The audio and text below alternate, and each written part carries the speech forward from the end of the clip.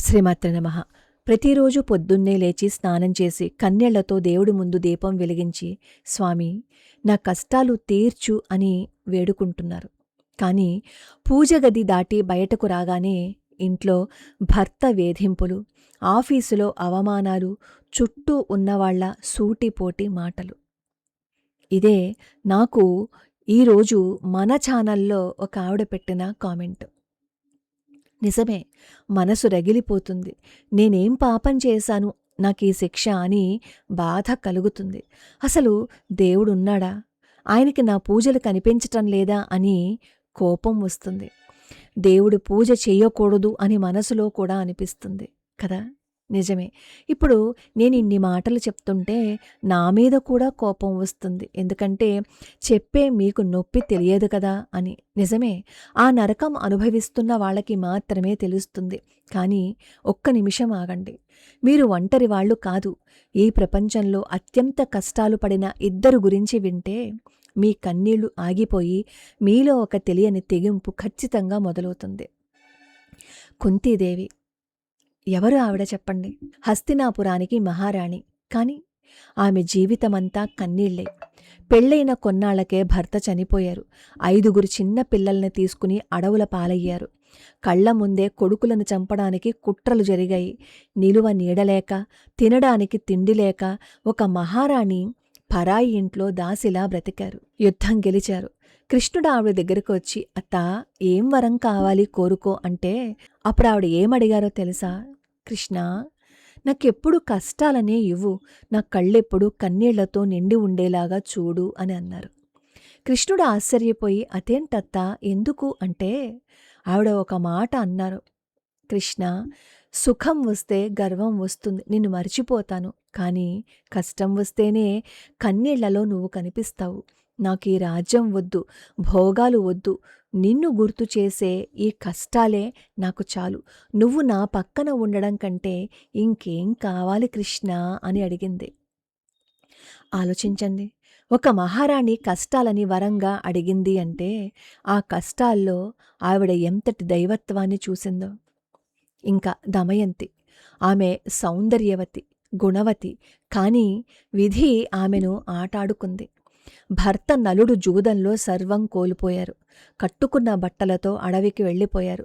ఆకలితో అలమటిస్తున్న భర్తకి తన చీరలో సగం చించి ఇచ్చింది. కానీ ఆ విధి ఎంత క్రూరమైనది అంటే కటిక చీకట్లో అడవి మధ్యలో నమ్మిన భర్త కూడా ఆమెను ఒంటరిగా వదిలేసి వెళ్ళిపోయారు. ఒక్కసారి ఊహించండి, కీకారణ్యం చుట్టూ క్రూర మృగాలు, అక్కడ వదిలేసిన భర్త దేవుణ్ణి తిట్టచ్చు. కానీ ఆవిడ ఏమందో తెలుసా? నా భర్త నన్ను వదిలిపెట్టి వెళ్ళినా నేను నమ్ముకున్న నా దైవం వదలడు అని ఆవిడ చాలా గట్టిగా మనసులో అనుకున్నారు. ఆ అడవిలో కిరాతకుల చేతిలో చిక్కారు. అందరూ ఆమెను పిచ్చిది అని రాళ్లతో కొట్టారు. అయినా ఆమె నమ్మకం వదల్లేదు. ఆ ఓర్పే, ఆ నిశ్శబ్ద పోరాటమే చివరకు ఆమెను మళ్లీ మహారాణిని చేసింది. భర్తను తెచ్చి ఇచ్చింది. మనం పడుతున్న కష్టాలు ఈ దమయంతి పడిన కష్టాల కంటే పెద్దవా? చెప్పండి. భర్త ఏడిపిస్తున్నా, ఆఫీసులో బాస్ వేధిస్తున్నా, పక్కవాళ్లు సూటిపోటి మాటలు మాట్లాడుతున్నా వాళ్ళు కేవలం మనుషులు మాత్రమే, దేవుడు కాదు. అలా అంటున్న వాళ్ళని చూసి భయపడి దేవుణ్ణి వదిలేస్తారా చెప్పండి? గుర్తుంచుకోండి, వజ్రాన్ని ఎంతగా చెక్కితే అంత బాగా మెరుస్తుంది. బంగారాన్ని ఎంతగా కాల్చితే అంత స్వచ్ఛంగా మారుతుంది. మీ కష్టాలు మిమ్మల్ని నాశనం చేయటానికి రాలేదు, మీలోని అసలైన శక్తిని బయటకు తీయడానికి వచ్చాయి. మీరు పడుతున్న ప్రతి కన్నీటి బొట్టు ఆ భగవంతుడికి తెలుసు. నాకే ఎందుకు అని ఏడవకండి. ఈ కష్టాన్ని దాటే ధైర్యాన్ని ఇవ్వు అని అడగండి. చీకటి ఎంత గాఢంగా ఉంటే సూర్యోదయం అంత దగ్గరలో ఉందని అర్థం. పూజలు ఆపకండి, నమ్మకాన్ని చంపుకోకండి. మీరు ఓడిపోవడానికి పుట్టలేదు, గెలవడానికి పుట్టారు. ఇదంతా వింటున్నప్పుడు మీ మనసులో ఒక మంట పుడుతుంది. ఏంటండి కబుర్లు, పడేవాడికి కదా ఆ బాధ తెలుస్తుంది. నీతులు చెప్పడం ఎవరికైనా సులభమే. నా స్థానంలో ఉండి చూడండి, అప్పుడు తెలుస్తుంది ఆ దేవుడు గుర్తుకొస్తాడో లేక కోపం వస్తుందో అని మీరు నన్ను తిట్టుకోవచ్చు. మీ కోపం కరెక్టే, మీ ఆవేదన 100% నిజం. మీ ఇంట్లో ప్రతిరోజు జరిగే గొడవలు, ఆఫీసులో పడే అవమానాలు, కన్నీళ్లతో తడిసిన మీ తలగడ ఇవేవీ నాకు తెలియవు. ఆ నరకం ఎంతో అనుభవిస్తున్న మీకే తెలుస్తుంది. కానీ ఒక్క నిజం ఆలోచించండి. దెబ్బ తగిలినప్పుడు అబ్బా అని ఏడవడం తప్పు కాదు. కానీ ఆ దెబ్బ తగిలిందని అక్కడే కూర్చుని రక్తస్రావంతో మనం ప్రాణాలు వదిలేయాలా? లేక ఆ దెబ్బను తుడుచుకుని మందు రాసుకుని మళ్ళీ నిలబడాలా? నేను మీకు చెప్తున్నది కబుర్లు కాదు, ఒక మందు.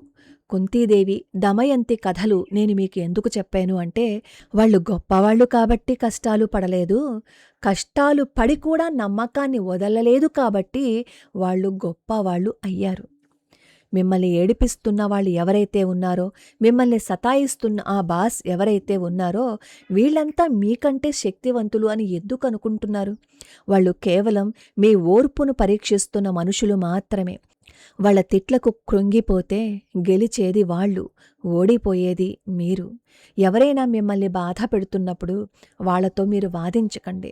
మీ మనసులో ఇలా అనుకోండి, అవును, ఈ నొప్పి నాది, దీన్ని భరించే శక్తి కూడా నాదే, నన్ను ఏడిపించేవాడి కంటే నన్ను సృష్టించినవాడు గొప్పవాడు అనుకోండి. మీరు పూజ చేసేది కష్టాలు రాకూడదని కాదు, కష్టాలు వచ్చినా తల వంచకుండా నిలబడే ధైర్యం కోసం మాత్రమే మీరు పూజ చేస్తున్నారు అని గట్టిగా నిర్ణయం తీసుకోండి. మీ కన్నీటి బొట్టుకు ఆ దేవుడు సమాధానం చెప్పే రోజు వస్తుంది. అప్పటి వరకు ఓర్పుగా ఉండడమే మీరు చెయ్యవలసిన పని. గుర్తుంచుకోండి, సముద్రపు అలలు మనల్ని ముంచడానికే వస్తాయి, కానీ ఈత తెలిసినవాడు ఆ అలల మీద తేలుతూ ఒడ్డుకు చేరుతాడు. ఆ ఈత పేరే నమ్మకం. ఈ వీడియో చూస్తున్న వారికి నేను ఒకటే చెప్తున్నా, మీరు ఒంటరివారు కాదు. మీ వెనుక ఆ భగవంతుడున్నాడు. పూజ ఆపకండి, నమ్మకాన్ని చంపుకోకండి. ఈ వీడియో చూశాక మీలో కొంచెం ధైర్యం వచ్చినా కామెంట్ సెక్షన్లో శ్రీకృష్ణ అని కామెంట్ చేయండి. ఈ వీడియోని మీకు నచ్చితే ఇంకొక నలుగురికి షేర్ చేయండి. ఎందుకంటే ఎక్కడో ఒకరు ప్రాణం తీసుకోవాలి అని అనుకునే వాళ్ళు ఈ మాటలు విని వాళ్ళు ఆ నిర్ణయాన్ని మార్చుకోవచ్చు. ధైర్యంగా ఉండండి. లోకా సమస్తా సుఖినో భవంతు, సర్వే జనా సుఖినో భవంతు.